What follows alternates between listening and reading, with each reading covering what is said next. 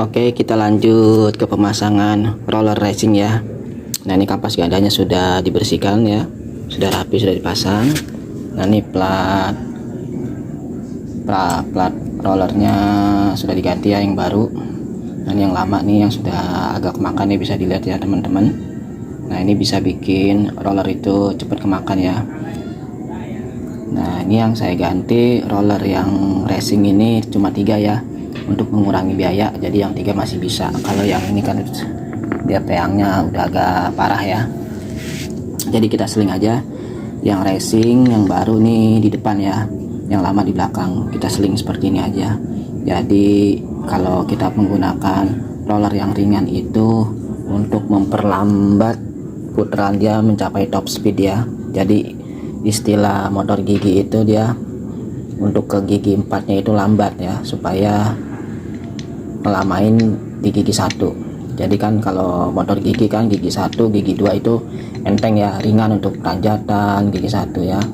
Jadi ini untuk meringankan tenaga awal. Jadi kalau untuk dia mencapai top speed itu perlu putaran yang lebih tinggi ya, RPM yang lebih tinggi, baru roller ringan itu baru bisa naik ke top speed. Tapi kalau roller standar dia cepat naiknya. Oke, sekarang kita lakukan pemasangan ya. Oke, buat kawan-kawan di sini bagian CVT-nya sudah diservis tadi ya, ini sudah dipasang. Sekarang kita akan melakukan tes hidup dulu ya. Pada saat kita selah, yang kita harus perhatikan tekanan dari kompresi mesin ini ya.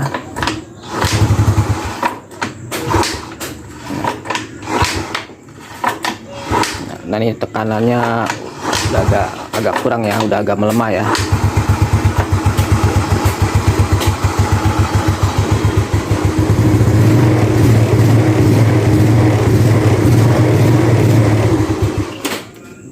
Oke, jadi tadi sudah saya sela ya. Jadi kalau di sela itu kita bisa merasakan daripada tekanan kompresi itu masih besar atau sudah lemah. Jadi setiap kita servis, pada saat kita sela ada penurunan kompresi ya, kita wajib ngecek bagian klep ya. Jadi biasanya untuk tipe Mio lama, Nuvo, tipe-tipe Matic Karbu, Yamaha itu paling sering payung klep atas itu ngerapetin ya, apalagi kalau dia dipakai jarak jauh. Pakai jarak jauh, panas berlebih, pasti dia sudah ngerapetin setelan klep ini. Jadi ntar kita cek setelan klep atasnya, cek juga setelan klep bawahnya. Ntar kita cek barang-barangnya, kita setel lagi setelan klep atasnya, kita kendorin. Oke, ini filter karbunya sudah saya buka ya. Nah, ini ada rembesan oli dari tutup klep atas ya. Ntar kita buka.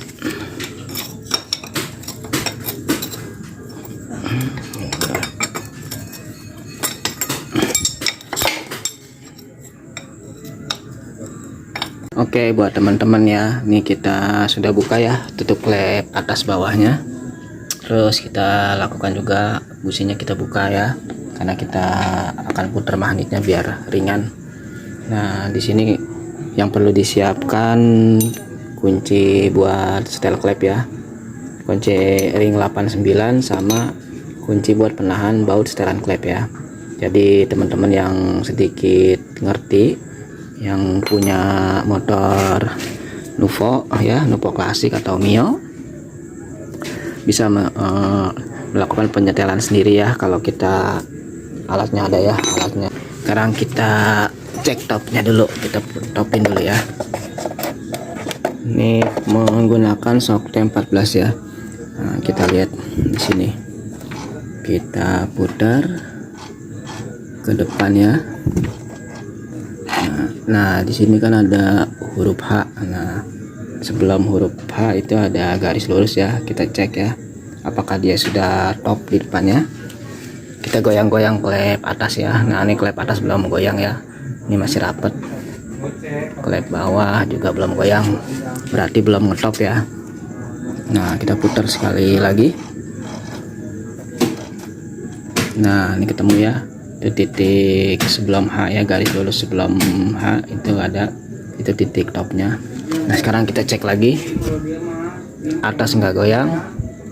Nah ternyata benar ya, bawah nih ada pre, yang atas nih udah nggak goyang sama sekali ya.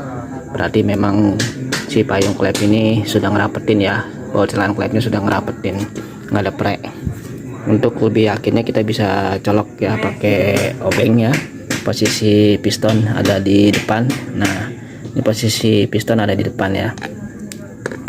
Jadi ini kita tinggal melakukan penyetelan klep atas ya, kita kendorin, kita setel. Kalau pakai puller sekitar 0,5 atau 0,8 ya. Tapi biasanya kalau untuk apa ya, kalau untuk motor yang sudah pemakaian sudah lama itu nggak bisa kita pastikan pakai ukuran ya, biasa pakai feeling ya, dari suara ya, karena terlalu renggang juga akan berisik gitu. Yang penting aja ada suara sedikit, ada renggang, ada goyang kiri kanan. Oke, kita lakukan penyetelan ya. Oke, buat teman-teman ya, di sini saya sudah setel klepnya ya. Teman-teman tentunya bisa ya kalau buat penyetelan klep, yang penting pemahamannya ya. Jadi ini klep atasnya udah saya kendorin. Nah ini ada suara ya, kita menggunakan suara. Nah ini udah bawah, udah. Ini yang saya kendorin yang atasnya aja ya, bawah saya nggak kendorin lagi. Jadi ini saya juga menggunakan puller ini hanya untuk patokan aja ya. Jadi kalau ukuran puller ini di klep bawah dia nggak bisa masuk tapi dia ada suara. Nah terus untuk atasnya itu penyetelannya jangan sampai yang bawah setelan ini nggak masuk tapi dia sudah ada kendor, ada suara ya.